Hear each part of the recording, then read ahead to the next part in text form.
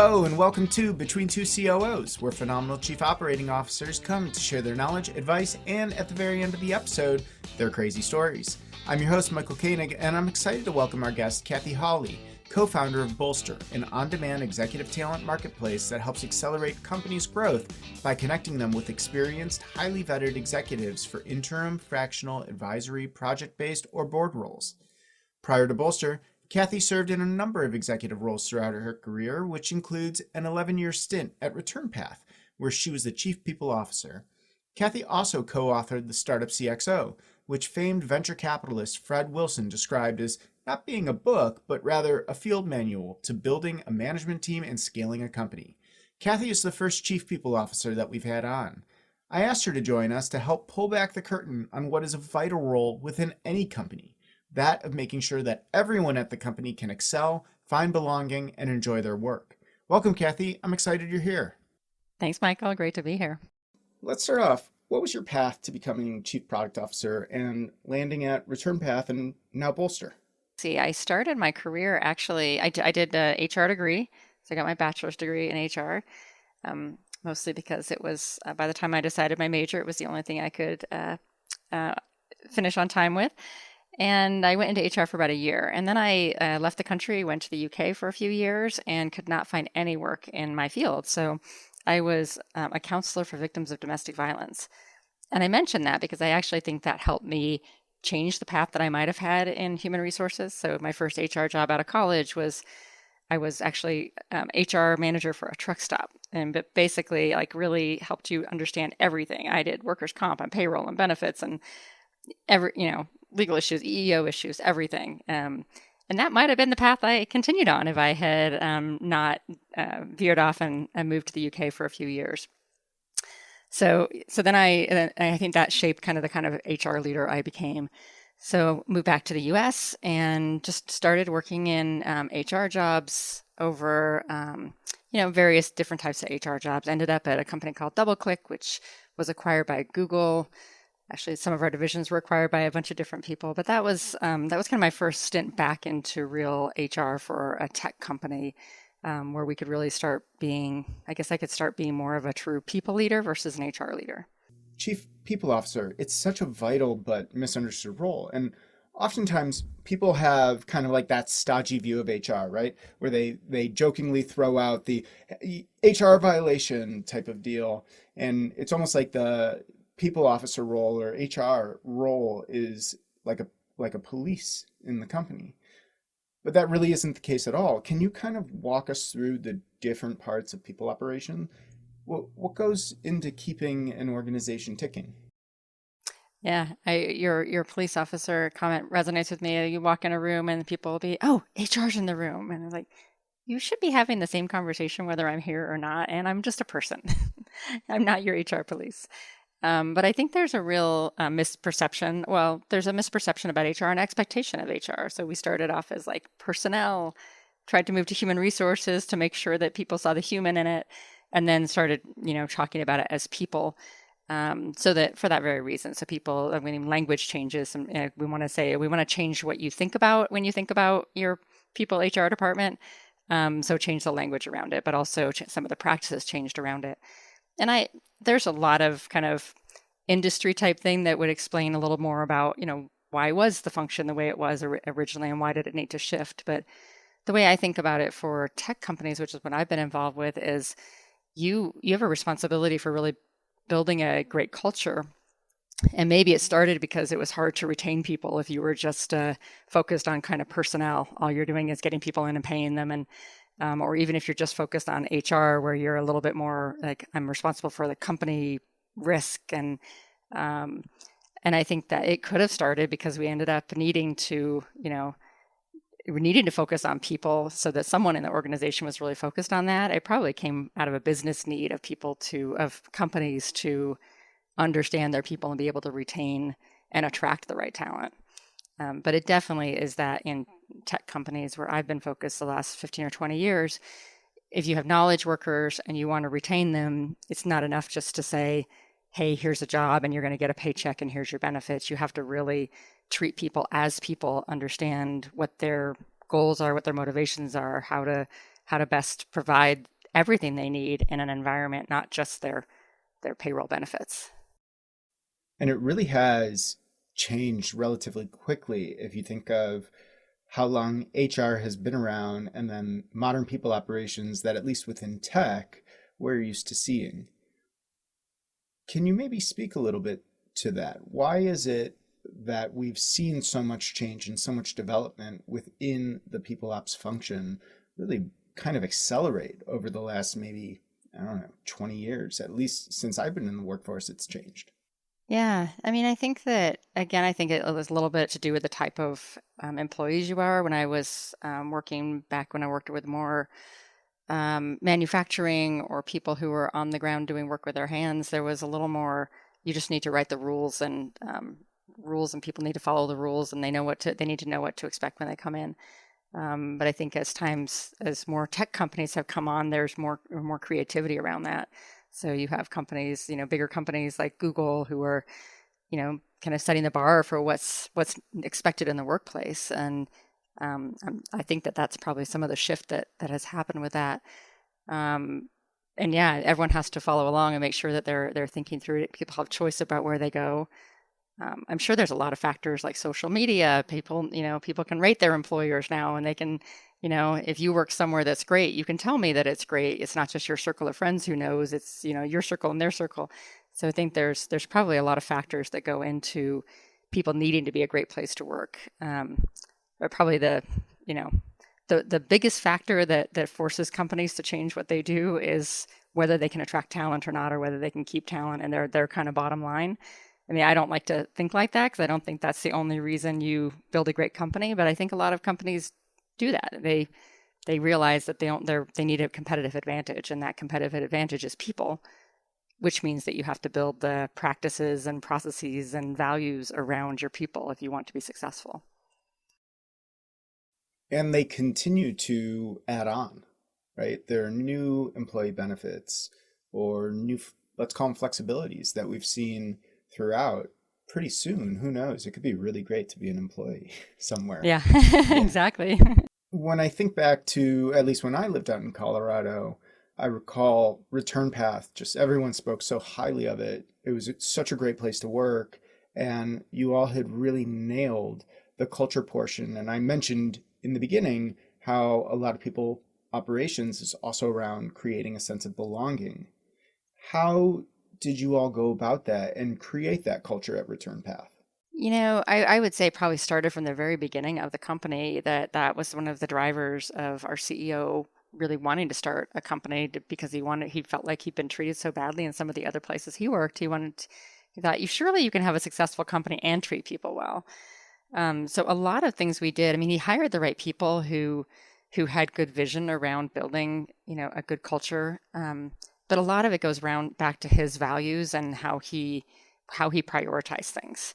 And I just can't understate the importance a CEO has on this. I worked with CEOs who don't have that same value, and it's really hard to convince them that you should do the right thing by people. So I'd say that the culture started with Matt, and he was very intentional about asking the questions. Like he hired a really, really strong chief people officer initially, Angela Baldonero. That was his first chief people officer, and she was really a visionary people leader. And they were only about 150 people, at which time most companies would just still have one HR person or maybe two, and they might not have someone senior. And then she hired me, and I as a director of HR or director of people, and that's unusual at that size company. And I had a direct conversations with Matt on a regular basis, even though I wasn't his direct report at the time. And he just was really focused on get to know everyone in the organization, what makes them tick, what do they care about. How do we make sure we're creating the environment that is people can do their best work? So I feel like that was that's a really critical part. If you had a CEO who you have to convince that invest here because it will be good for the business. I never had to do that. We always had to.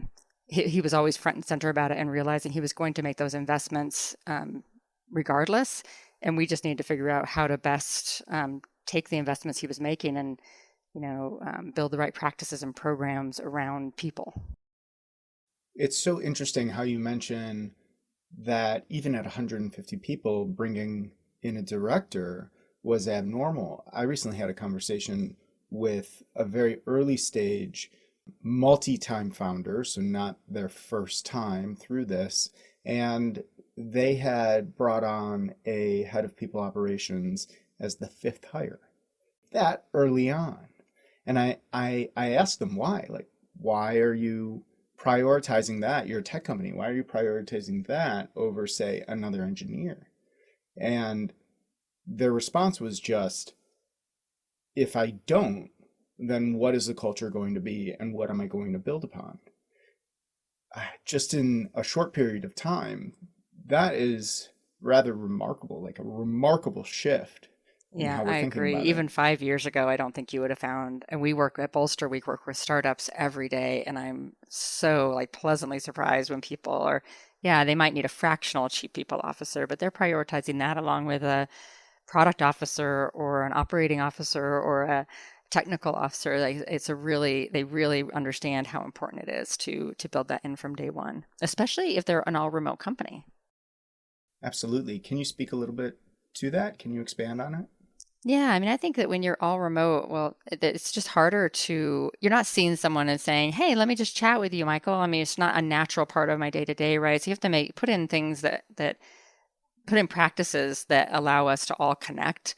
Because having that sense of connection and belonging at a company is really important, as you mentioned. And if you just hire someone and they're sitting at home on Zoom all day and you're not figuring out ways to make it a really engaging experience for them, and not making sure that you're checking in to make sure it's a really engaging experience for them, it's not going to be a good experience for them if they don't, if you're not intentional about it.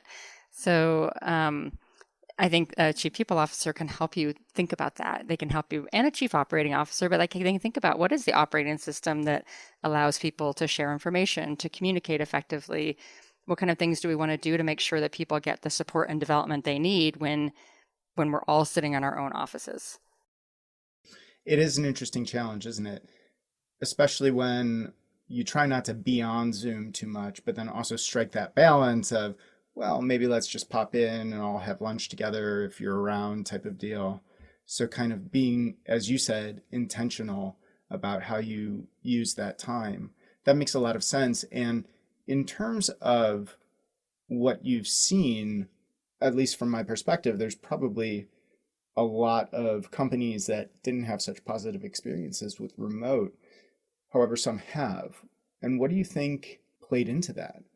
I think a lot of companies. I know I work in I have a couple professional development groups that I'm part of with a lot of HR people, and I think a lot of them had a hard time shifting at the beginning to saying they didn't acknowledge that they might be remote for a long time. It was more of a need, okay, we have to do this, but let's just see how fast we can get back to the office. But the ones who like pretty immediately said, okay, so how do we embrace what we have and how do we make sure that we are setting people up for success? I think those companies did well. And the ones who were constantly talking about what can we do differently? What can we do better? What's working? What's not working? So that agile mindset of how do we take what we have and make sure that it's working for everybody? Is it meeting our goals? Okay, let's do a retrospective on it and say, let's adjust that. I'm on calls with people sometimes, and we have a couple of VCs, and we're with their portfolio companies, and hear CEOs talking about that, like, yeah, we've done it like this right now, but then I get feedback, and I'm going to change it a little bit. And so even at a CEO level, they're really intentional about thinking about how do we create a remote experience that's really good and, good for individuals and good for the company. So the ones I think have done really well are the ones who are creative like that and listen to their teams. Like at Bolster, we had a company offsite and we all agreed to get together last November, which was, not everyone was doing that at that time, and we gave people options of it and we had some good protocols. But during that offsite, it was a really good time for us to say what isn't working. And one of the things we found is we didn't have enough social time. So we're now trying to figure out ways. We have, people in Colorado, we have people in Indianapolis, we have people in New York, and then a couple other remote. But we're meeting up in person where we can. We had a co-working day the other day, and sometimes people, they're like, we don't want it all the time, but maybe once a month. So it's kind of that adjustment of like, you have 20 people, maybe 20 people want slightly different things, but how do you figure out what are the things you do that meet most people's needs? And do you see remote as being another one of the perks that companies just have to offer in order to compete for talent and retain? Or do you think that this is kind of something that may just be part of the course now? I mean, I have a bias on there. I've had a bias for a lot of years that we need to offer more flexibility to employees. I know it doesn't work for every type of role and every type of company. So I don't think it's 100% remote has to work for everyone, and not everyone wants that. I think that I think companies have to offer some kind of flexibility, though, in order to stay relevant and competitive, because even if it's not 100% remote, offering some flexibility that people can manage their work, their personal life, because they blend together so much anymore, I think that's going to be required. And I think the companies that don't have it will definitely have a harder time attracting and retaining people. Getting back to what Return Path got right, you spoke about Matt's desire to create an amazing place to work. It was just part of who he was. And Matt Blumberg is known as a remarkable entrepreneur and a remarkable CEO. For some of the COOs and CEOs listening that maybe aren't at the same place that Matt was, what sort of advice can you give them for how they should approach working with people ops? What are some of the keys to collaborating with people officers successfully? How do we build our version of the return path culture? Yeah, that's a great question. I think that the CEOs I've known and worked with who are maybe, like you say, they don't have it in there. They don't know the exact thing they need to do next. They usually still have the idea that they know that they want to do like the right thing by people. And I would say if the more you can partner with your chief people officer and have a true partnership, the better, especially on a CEO level. I think the CEO and chief people officer, like to me, those are like real partners. I kind of laugh because in our book, Matt kind of says that like every role thinks that they're that person, like, oh, it has to be the CRO, it has to be the COO role. But I feel like a trusted advisor to Matt. Like if he had something that he needed to talk about that was confidential or anything he could talk about, he could come to me first if he wanted to. I feel like that's a really important place to be. So I think for both sides to really invest in the relationship so that you can really trust each other and make sure that you're aligned on goals, on values. I think those are really important. And I think the same thing for the COO role. I think the COO and the chief people officer role are really like there's such a really nice partnership there. Let's just say often, I'll stereotype people, but often the chief people officers are a little more on the people side, a little chief officer and officers more on the process side. Not to say both of them can't be cross those. And I've heard people on your show who talk on your podcast who talk about the people side of it and they get that. And I hear HR people who talk about process side and get it. But if they can really say like, wow, if you partner together, you have real strength in both of those. Those are the kind of two things that really help the company be successful. Like building the operating system around people and process can be really powerful. In terms of Bolster, can you tell us a little bit more about it? I mentioned it right at the beginning in your intro, and we have had Jenny Lawton on, your colleague and coworker, but I'd love to hear more from you about it because everything that Bolster's doing, I mean, it's almost an extension of part of the people functions. Yeah, absolutely. I think about it as we help CEOs scale themselves, their leadership teams, and their boards. So all at an executive level and mostly around talent, although we do have some assessments that help with development as well. I think the founding story of it's kind of interesting too. It's related to this. Is we left Return Path, sold the company, and a group of us got together and said, we really want to work together again. But we really want to work on something like we're really passionate about. Not to say email marketing isn't sexy and exciting, but how do we? And what we thought was we really wanted to help CEOs be building great cultures. And kind of fast forward a little bit and getting the investment and getting some other ideas that the idea for the Bolster Talent Marketplace actually came from a couple of our investors who put it together and then brought us in. But we really it was a really interesting way. We have 8 co-founders And out of our team, many of us have worked together, even outside the co-founders. Many of us have worked together before.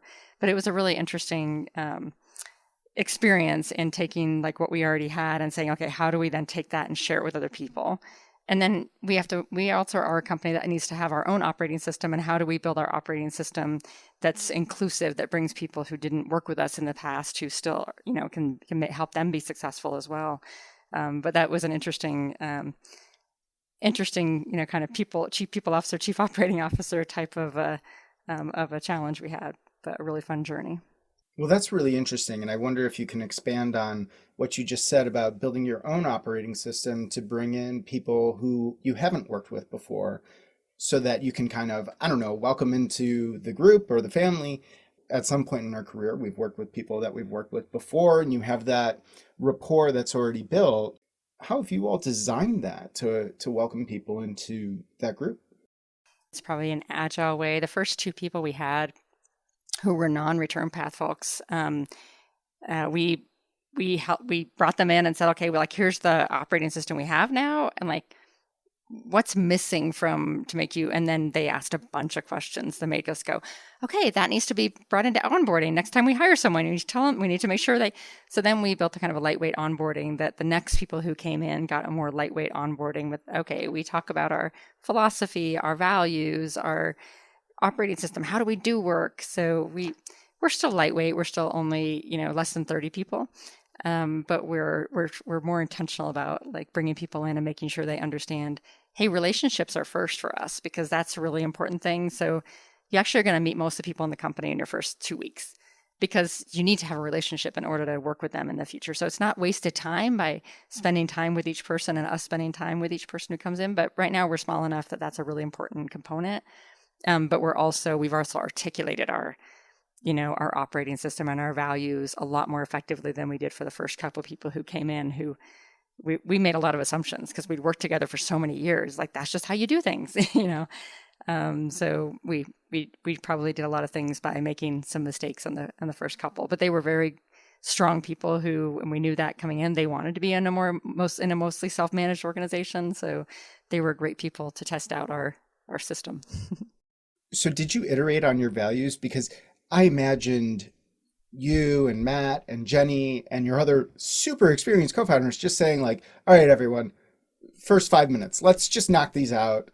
We all have worked together. We all know what a great working environment is, and like knocking out those company values in like 5 minutes and them being perfect. And maybe it's a folly on my part, but can you tell us a little bit about that? That's about literally how the conversation went. We were like, hey, what didn't work before? What do we want to take that did work? What else do we need to articulate? And then we iterated on them. So we did that within the first week. Then we also had some operating principles that we really wanted to stick to. And some of them were because we knew as a team, we had some things that we didn't do well and we needed to hold ourselves to. Like, we probably all have a little bit of a tendency to make things more complicated than they are. So one of ours is be simple. Like, I think it was damn simple to start with, but it's probably changed now. But then when we had our offsite with everybody, the entire company was there in November, except for maybe one person who couldn't make it, and she participated a little bit remotely. But we revisited all of them and said, are we right still? And we didn't change any of the values, but we changed some of the wording around them.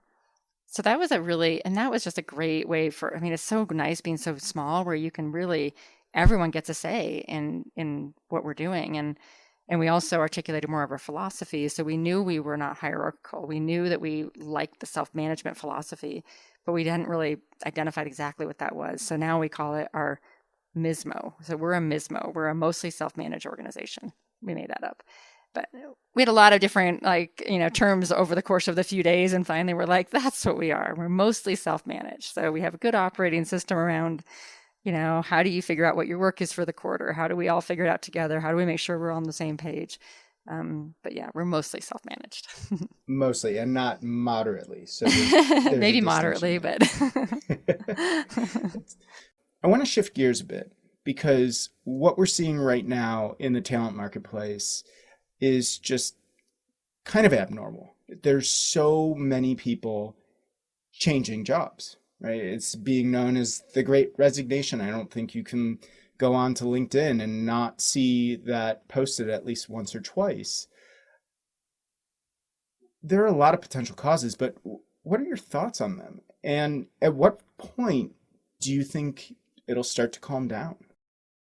Yeah, it's a really interesting one. I think that people are, I mean, I won't, there's so many articles out there already about what's causing it, but I think people will start to really reflect on what do they want from work and what do they want from, you know, what do they want from their life and their from work and what's most important to them. And if there's a way they can put their passions alongside with how they're making money, they're going to do that.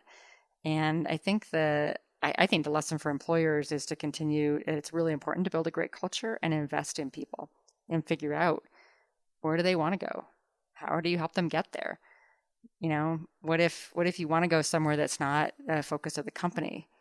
I think that if you're a really strong leader, you're going to help someone get there regardless of whether they're going to be at the company for 6 months. I'd rather have someone stay at the company for 6 months who's really good at what they do, but starting to develop skills to do something different rather than not support them in that and have them, not achieve their goals.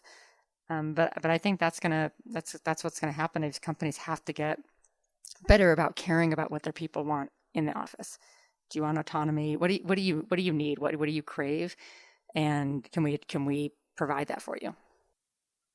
Do you think that there is a shift in the power dynamic between employer and company, right? Where maybe pre-pandemic, let's just take remote, for example. Company said, hey, be here 9 to 5, right?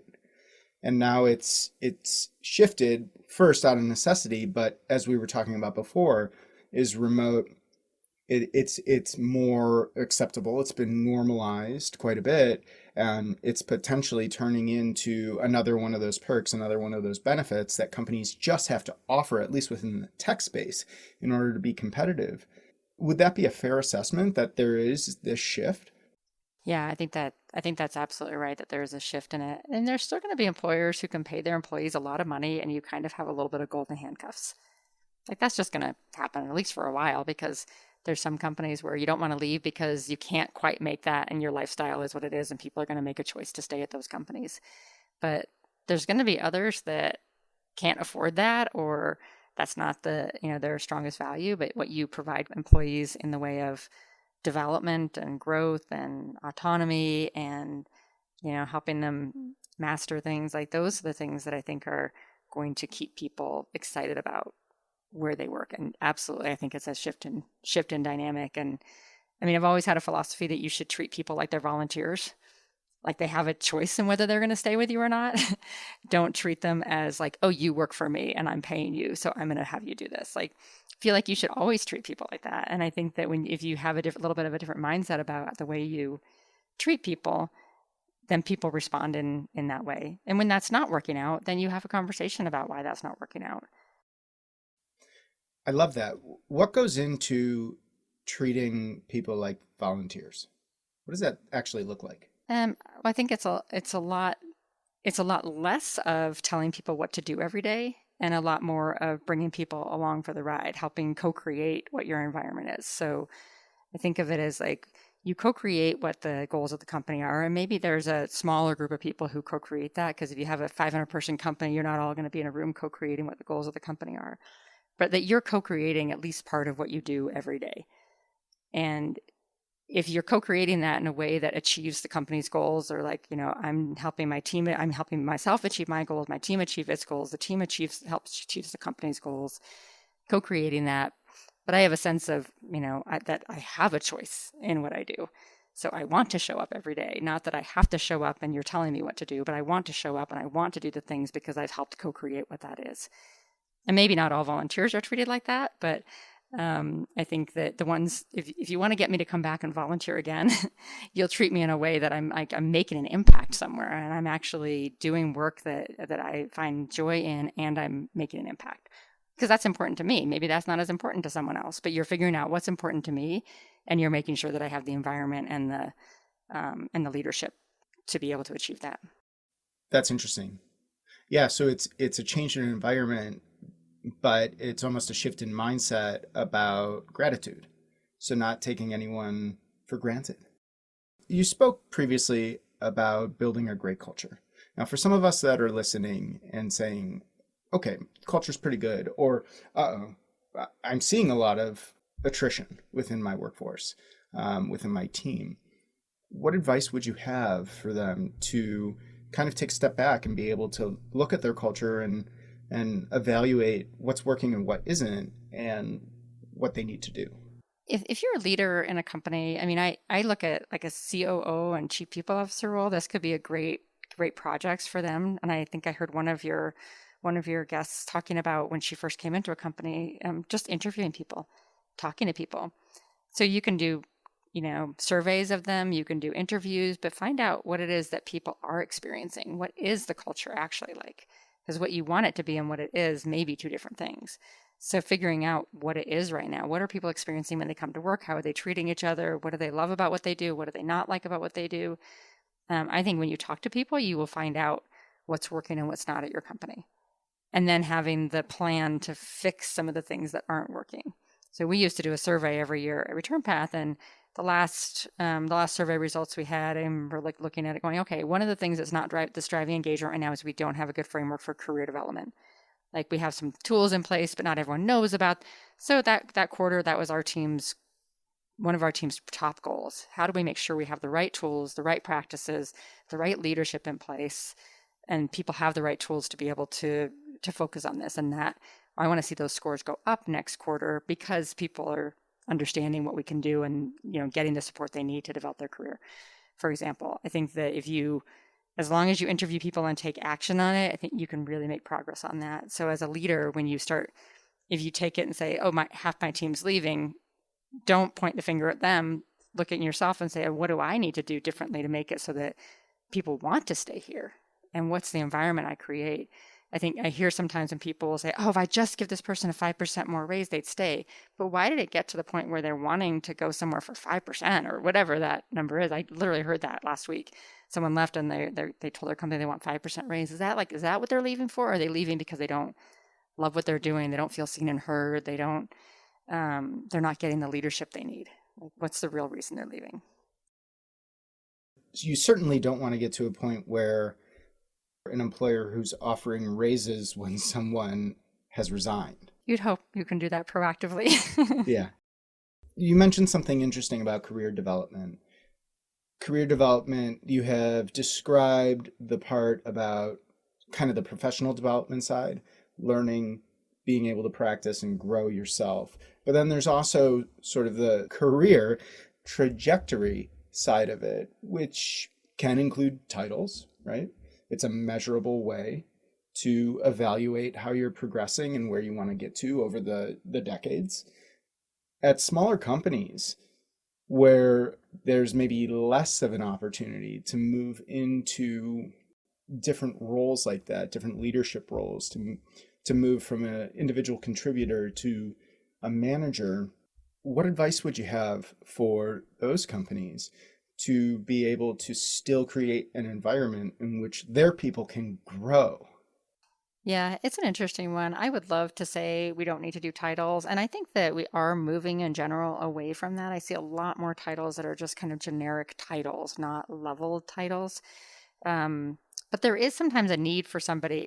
At Return Path, we decided at one point to just go ahead and do levels. We wanted to stay away from it for a while, but we decided that we were big enough and people were asking for it enough. So it's one of those things that enough people are asking for it and you haven't convinced them that it's not needed. They need it for their LinkedIn. They want people to see what they've, what they're doing. So we did put those in place. Getting back to talking about career development and some of the layering that you discussed, I recall at Automatic, we were, I think, 80 people before we introduced even teams and squads. So it really is, you do get to that point, that sort of critical mass where it's like, right, this is getting a little too chaotic. We do need to bring a little bit of that order and that discipline. What goes into the considerations, or rather, what are the considerations in designing those layers? And what have you seen work, and what have you What do you think you should have revisited? So I think there's two things that go into leveling. One of them is your functional expertise and what skills do you have to actually do your job every day. And the other is your leadership expertise. Not only expertise, but your behaviors. Are you a leader? Are you leading yourself, others? Like there's two different things. Are you communicating effectively? All those things that go into leadership. So it's the how you get things done and then what you get done. And I think you have to factor both of those in, because if you promote someone who's really, really good in their technical skills, but not very good to work with, not a good collaborator, but the company's a collaborative company, that kind of thing, then you're going to get mismatched. I think you have to have both those factors in place. You have to articulate what's the difference between the different layers or levels.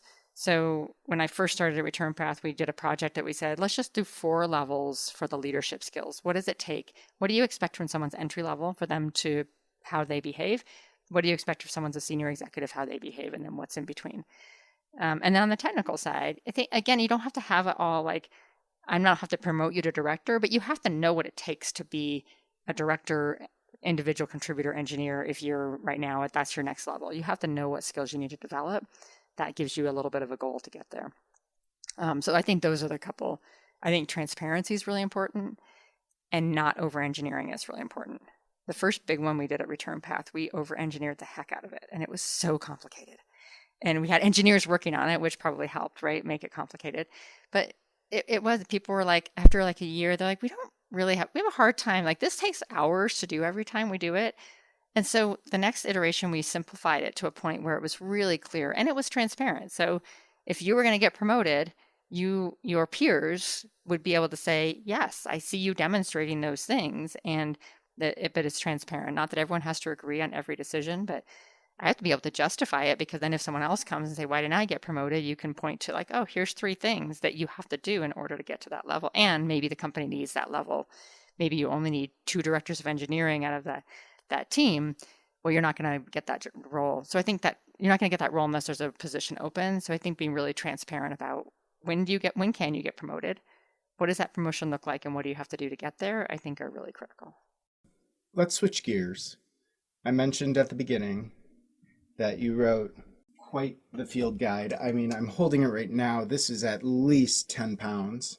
I ought to say 600 pages. And it really is not so much a book as Fred Wilson described it, but more a field manual to building a management team and scaling a company. And I mean, his description is spot on. It's something that I pull off the shelf for reference, and it's quite an accomplishment. How did it come to be, and what was it like to set out and capture it all? Oh, yeah. It started because Matt wrote Startup CEO with Brad Feld a number of years ago. And, you got that too. Good. And he's, when we started thinking about it, I think it was probably Matt's brainchild. And there was a little bit of resistance on the team because we're starting a new company. We're some of us new to this. Well, all of us were new to the online, like a talent marketplace. We'd never done a marketplace. We had to learn that. We had to learn the business. We had to start a business. But Matt really had a vision for saying, like, look, if we're going to put this out there and we're going to help people build their cultures, like, let's put out the manual of what we need to do. And we can leverage that data to help us populate all of our roles within Bolster. So when we had those things twofold, it was a really fun process. Matt got myself and Jack, who's our CFO, to write the first couple chapters or first couple R sections. And so we did enough on the R sections that we could then say, okay, we can help other people figure out like what's a good way to do it. And we had someone who helped us with some of the editing. It was just a really fun process. And it really did capture, we kind of started with like capturing on a spreadsheet, what are the different skills it takes to be successful in each role. And then that helped us build both the book and the IP for our platform and some assessments that we do. So like that data, it was helpful to get people thinking like, this isn't just going to be a book, because some people, again, didn't want to write a book right away. But it's also going to be these other things. And I think Matt had a good enough reputation that like Wiley really thought it would be a useful book. I think it was supposed to be half the size it is. So we were really trying to like reduce it. And finally, Matt just was like, let's print it on thinner paper. And Wiley went for it. And they said, yeah, really, it's a field guide. We think about it as a field guide and not something you have to read from start to finish. And you go, hey, I really want to have an idea about this. And you go look it up. Then that's a great resource for people. let's talk about some of those, my favorite questions, right? The crazy stories. And I know, I know that HR and people ops folks have some of the craziest. Not most likely have the craziest. You all have the craziest. And Yeah, and most of them are like you can't you repeat cannot them. share them. I know, I know. Yeah. So this is a difficult question, but is there a crazy story that, one of those things where you thought, well, never thought I'd see that. Is there one that you can share with us? I thought about this over the weekend because I've heard you ask a few people this question. So I was like, I know he's going to ask me that. Let me think about that.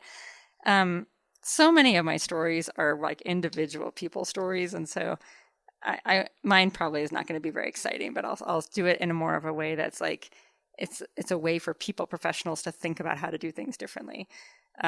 So the traditional way of going into like a layoff or something like that is to be, you probably still hear about people going, okay, you're changing your job. I'm making the decision. You're not going to be here effective tomorrow. And I'm just going to tell you that. A few years ago, I worked with an exec who really wanted to do things a different way. And we both did. We were doing like a reorganization where like probably 100 people were going to lose their jobs, but we're also shifting a lot of jobs to something else. And we did it in a really inclusive, we told everyone what we're going to do. And we said, all these jobs are going to be different. They're going to be this, as of this date. And we ran an interview process for a week where people could raise their hands and say, I want to be part of that. I don't want to be part of that. Here's what I want to do. And at the end of the week, we committed by Friday, we'd make all decisions and communicate everything. So we would say, okay, Michael, I'm going to talk to you and you're going to tell me what job do you want? What's most important to you? Would you rather not be at the company if this is what it's going to be? And we were told by like our board kind of that like, they don't really agree with this approach. It's not going to. And we ended up with retaining like almost everyone who wanted to stay and be in that job. We ended up retaining, and almost everyone who wasn't going to be the right fit in the job ended up opting out. And I think everyone thought that we would be losing the best people. That person we want to stay is going to leave, and well, that's going to be okay because if they don't want to stay and in 3 months they leave, that's a failure anyway. So Anyway, that was an example for me. I've had a number of those where people want to do it kind of a traditional way, and you kind of influence and help them think about what's a way that you could do this thing without negatively impacting. Well, it's still going to negatively impact people, right? But having the least negative impact on other people. So again, not super exciting story, but that's when I think about the difference between kind of people and HR. It's like HR will go execute what you tell them to execute. And I think a people professional will be, okay, how do you do this in a way that is really bringing in the people who want to be, and in the most humane way possible, the best way to have the least negative impact on people.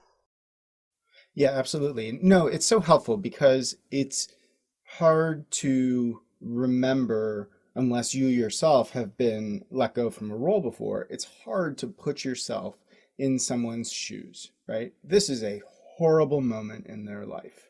And so anything that you can do to inject that humanity and that empathy, I think is very valuable. Well, I know I said that was the last question, but maybe we have time for one more. And that is, because there are so many people changing jobs right now, what would your advice be to them when they go into a new company, whether you're an exec, whether you're an individual contributor? How should they go in eyes wide open? I mean, first thing, I think as you're making the decision to go and you look at the leadership team, are you happy with their values and what they do, and do their actions meet what their stated values on the page, which is can't always tell, but the more you can understand that, the better. You do have a little bit of an upper hand when you're negotiating, just making sure that you understand the company you're getting into. And then I think once you're in and you're all in, figuring out who you develop those relationships with is really important. I really like the book, The First 90 Days. I think it's a really good reminder of just like what the first 90 days are so important in what you do. I mean, hopefully your company also has kind of an onboarding program that you can fit into, but really thinking about what do you want to achieve in that first 30, 60, 90 days? What is it going to take to achieve that? And achieving it could be, I know the names of 40 of my coworkers and I know a little bit about them and I could tell you what they do. I mean, that kind of achievement could be enough. But if you're a leader in a company, how do you want to get to know the people who are there, and how do you want them to get to know you? And then, what do you want to achieve in your first 30, 60, 90 days? I think it's really good to be intentional about that. Okay, last one. One more. For people ops folks, that are heading into a new company, how should they think about the company operating system and maybe how to evaluate what they should kind of pursue and what they shouldn't? How should they prioritize? Because I'm sure you bring a lot of your own ideals, you bring a lot of the practices that you've seen before, but how do you prioritize those when you're heading into a new company in a people operations role? Yeah. I mean, I think ideally, if it's an ideal situation, you go in and pay attention for 30, 60 days and watch things. Usually things are more fluid than that, right? You come in and there's some emergencies that need happening. But the more you understand about what's in place now, why is it in place? Then before you make changes and hopefully you have a team you can co-create changes with, you're not coming in unilaterally making changes and you're bringing people along for the ride. I think that's a really critical one. But again, if you're really partnering, say you're the chief people officer, you're partnering with the CEO, you come in, you do your kind of evaluation for the first, however long you have to do it, 30, 60 days. What do people say? What do the data tell you? What are the company priorities? What seems to be working well? What doesn't seem to be working well? And then, obviously fix the very broken things. But I think the more you can look holistically and say, our priorities for the next year have to be these three things. Co-create that with your CEO. That's the most important one. And then you're not trying to cover everything at once. You're not peanut buttering your time across the entire company, but you're focusing on the highest priority things and communicating what those are. Telling your team members, like, this is what I'm focused on. Is that good for everybody? Because that's what I'm going to skip this other stuff. It's important, but not critical right now. Did you just say peanut butter? That's fantastic. And we always use that in compensation. Like, you can peanut butter you can take $1 and spread it and a penny for each person, or you can take $1 and give 50 cents to one person and, 10 to each of 5 and nothing to the, that's the term we use in compensation often. Don't peanut butter things around. Peanut butter things around. Well, we don't give titles to episodes, but if we did, I think it would be Don't Peanut Butter Things Around. That's fantastic. Well, Cathy, thanks so much for coming on the podcast. Where can people go to keep up with you and also learn more about Bolster and the startup CxO? Yeah, my LinkedIn is Cathy Hawley, but Bolster, Cathy at Bolster is my email address, and go to bolster.com, and we have a bunch of stuff on the website there. I'd be happy to talk to people if they're thinking about being a consultant or they need one. There you go. Cathy with a C, everyone, not Cathy with a K. With a C. Yeah, so Cathy with a C at bolster.com and bolster.com. So there you go. Well, thank you very much for listening to Between Two COOs. I'm your host, Michael Koenig, and a very special thank you to our guest, Cathy Hawley, for joining us. Tune in next time for our next COO chat on Between Two COOs, and be sure to subscribe on Apple Podcasts, Spotify, or wherever you listen to podcasts so you never miss an episode. Just visit between2coos.com for more. And if you have a minute, please leave us a review on Apple Podcasts and tell others about the show so they can get great advice from phenomenal COOs, or in this case, CPOs. Thanks for listening to this week's episode. Tune in next time, and until then, so long.